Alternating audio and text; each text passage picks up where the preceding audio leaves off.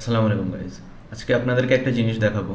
সেটা হচ্ছে আপনারা অনেকেই অ্যাড অ্যাকাউন্ট ক্রিয়েট করেন এবং অ্যাড অ্যাকাউন্ট ক্রিয়েট করার পরে হচ্ছে আপনারা যখন ডলার অ্যাড করেন বা কার্ড অ্যাড করেন, অনেক সময় হয় কি যে আপনি ডলার অ্যাড করেছেন, তখন আপনি সব কিছু ঠিক আছে, ওভারঅল আপনি ক্যাম্পেইনও রান করেছেন। তখন দেখা যায় যে আপনি ক্যাম্পেইনটা অ্যাক্টিভ করেছেন, বাট আপনার কোনো ইমপ্রেশন নেই, এঙ্গেজ নেই, কোনো রিচ নেই, কিচ্ছু নেই।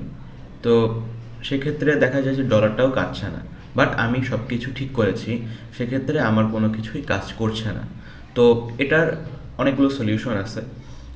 আমি মেটা সাপোর্টের সাথে কথা বলেছি এবং তাদের মাধ্যমে আমি যেটা জানতে পেরেছি, আজকেই সেটাই আপনাদের কাছে শেয়ার করব। তো বেশি কথা না বলে আমি প্রসেসে যাই। তো আপনাদেরকে দেখাতে চাই যে কিভাবে এটা আর কি সম্ভব হয়েছে। তো আপনারা স্ক্রিনে যেটা দেখতে পাচ্ছেন, এটা হচ্ছে আমার অ্যাড অ্যাকাউন্ট এর কার্ড প্রসেসিং। তো এখানে আপনি দেখতে পারবেন যে আমার স্টেটমেন্ট টেক্সট আছে হচ্ছে 89 সেন্ট। তো এটা আমার একটা ভ্যাট টেক্সট। আর এখানে আমি ফান্ডে অ্যাড করেছিলাম হচ্ছে $10, এখন আছে হচ্ছে 7.4 ডলার। তো এখানে আমি বলতে চাই যে আপনারা প্রবলেমটা কি ফেস করবেন যখন আপনি ধরেন এখানে ডলার অ্যাড, আপনি ফান্ডে ডলার অ্যাড করেন নাই, বাট আপনার কোনো প্রবলেমও নাই, আপনি কার্ডে ডলার আছে সেখান থেকে কাটবে আপনি ভাবছেন, আপনি ফান্ডে অ্যাড করেন নাই। তো এখানে হবে কি যে আপনি যখন অ্যাড করেছেন, তখন আপনার এখানে ক্যাম্পেইনগুলো এভাবে অ্যাক্টিভ দেখাবে, বাট আপনি কোনোভাবে ইমপ্রেশন, রিচ এগুলো কিছুই পাচ্ছেন না। তো সেক্ষেত্রে আমার মতো প্রবলেমটা হওয়ার কারণে আমি এটা শেয়ার করছি যে কী ধরনের প্রবলেম থেকে আপনার ফেসটা বেরিয়ে আসতে পারবেন। তো এখানে মূলত হচ্ছে কাজটা কি যে আপনি যখন এখানে ডলারটা অ্যাড করেছেন, আপনি কত ডলার অ্যাড করেছেন সেটা আগে দেখতে হবে। যদি আপনি মিনিমাম $20 রেঞ্জে অ্যাড করেন, বা মিনিমাম আপনি $30 সামথিং, আমি ধরলাম আপনি $50 অ্যাড করেছেন, ঠিক আছে? তো মেটা সাপোর্টের সাথে আমি কথা বলে জানতে পারলাম যে তারা বলেছেন যে আপনি ফার্স্টে যতটুকু কার্ডে অ্যাড করবেন ডলার, মেটা সেটা বুঝবে যে আপনি এতটুকু ডলার অ্যাড করেছেন, এবং আপনি যখন ক্যাম্পেইন রান করতে যাবেন, যে ধরেন আপনি ক্যাম্পেইনটা রান করতে গেছেন, তো এখানে ক্যাম্পেইনটা দিয়েছেন, আপনি পার ডে আপনি চালাতে যাচ্ছেন $5 করে। তো $5 করে চালাইতে হইলে আপনার গড় হিসাব করে দেখতে হবে যে আপনি $20 রিসার্চ করছেন। সেক্ষেত্রে $5 করে কি আমার পার ডে, যদি 3টা আমি ক্যাম্পেইন রান করি, সে কি স্পেন্ড করতে পারবে? অবশ্যই পারবে না, ডেফিনেটলি পারবে না।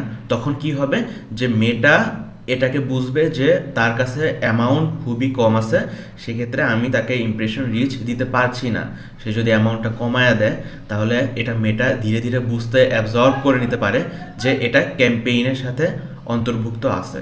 তো সেক্ষেত্রে আপনি কি করতে পারেন যে আপনি $20 রিসার্চ করছেন, তখন আপনি $2 করে ক্যাম্পেইনটা রান করাবেন, এবং তখন আপনি ইমপ্রেশন রিচ এভাবে আমার মতো পেয়ে যাবেন। ফার্স্ট অফ অল আমিও এই ভুলটা করছিলাম, যখন আমি $5 করে দিছি, তখন আমার এইখানে স্ক্রিনে যেটা দেখতে পাচ্ছেন যে এইটা আসছিল আমার। তো তখন আমার কোনো অ্যামাউন্টই কাটছিল না, বাট আমার এখানে কোনো কিছু শোই হচ্ছিল না।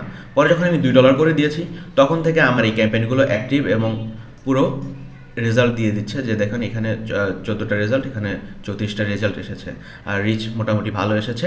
আর এগুলো বেসিক্যালি কিন্তু আমার $2 করে। আমি আবার একটু দেখাই দিই আপনাদের সুবিধার্থে। আমি ক্যাম্পেইনে ঢুকলাম। এখানে আপনি যখন ক্যাম্পেইন বাজেটটা সেট করবেন, হ্যাঁ, এইখানে এইখানে আপনি মিনিমাম $2 দিবেন যদি $20 আপনি রিসার্চ করে থাকেন।